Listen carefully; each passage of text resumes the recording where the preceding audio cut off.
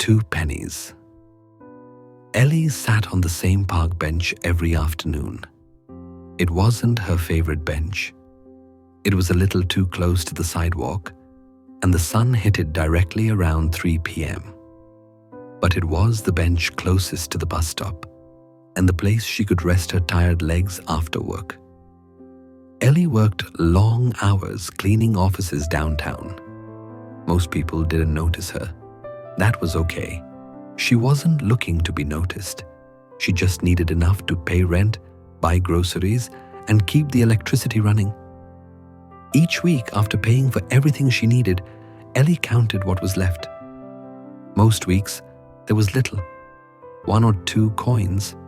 Not enough for treats. Sometimes, not even enough for the bus home.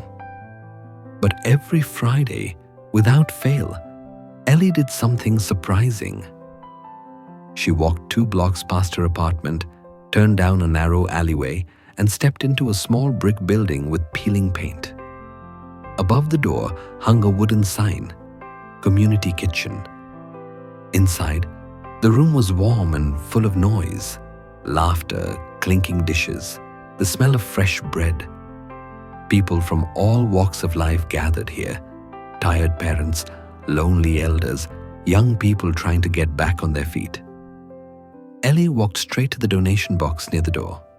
She reached into her coat pocket and pulled out 2 coins, usually just a few cents. Slowly, she dropped them into the box. The volunteers behind the counter always smiled. "Thank you, Miss Ellie." Ellie always smiled back. "Wish it could be more," she would say. One day, a new volunteer named Jonah watched her. He'd seen others give larger bills, bags of food, boxes of clothes. But there was something about Ellie that caught his attention. Later that night, Jonah asked the kitchen director, "Why does she give every week? She looks like she barely has enough herself." The director nodded. "She gives from what she doesn't have. That's real generosity." Jonah thought about that all night. One particularly cold Friday, Ellie arrived soaked from the rain. Her shoes squished as she walked. Her coat was thin, her hands red from the cold. Still, she dropped her 2 coins into the box. Jonah watched silently.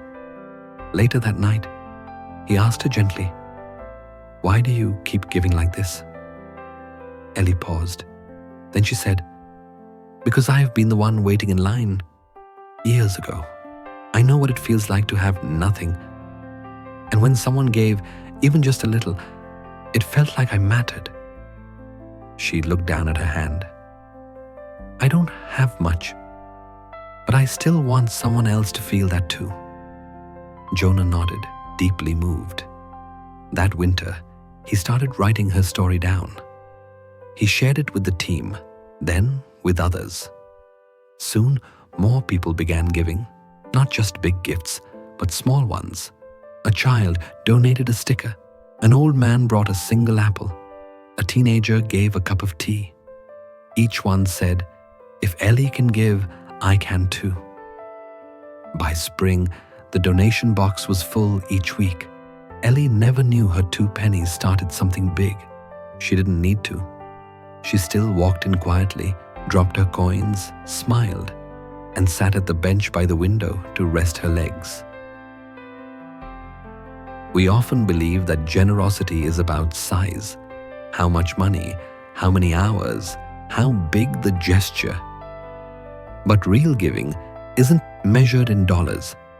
It's measured in love. Ellie's 2 pennies didn't change the world, but they changed the atmosphere. They reminded people that even the smallest act, when done with heart, can become a spark. True generosity isn't about waiting until we have more. It's about choosing to give anyway.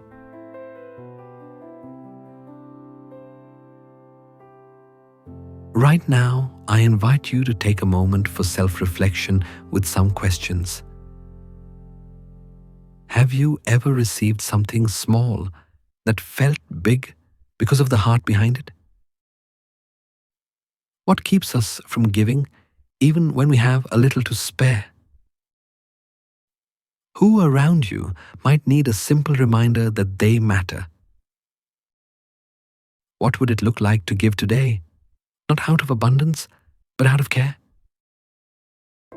We live in a world that often celebrates big moves, big money, big headlines. But the quiet gifts matter too. 2 pennies, 1 smile, a seat saved, a moment offered. You don't need to give everything. You just need to give something, especially when it's honest. Because the size of the gift doesn't matter as much as the size of the heart behind it. Thank you for listening. If this story resonated with you, just share it and follow for more stories that inspire. Because kindness connects us all. Take care, stay inspired, and keep it human.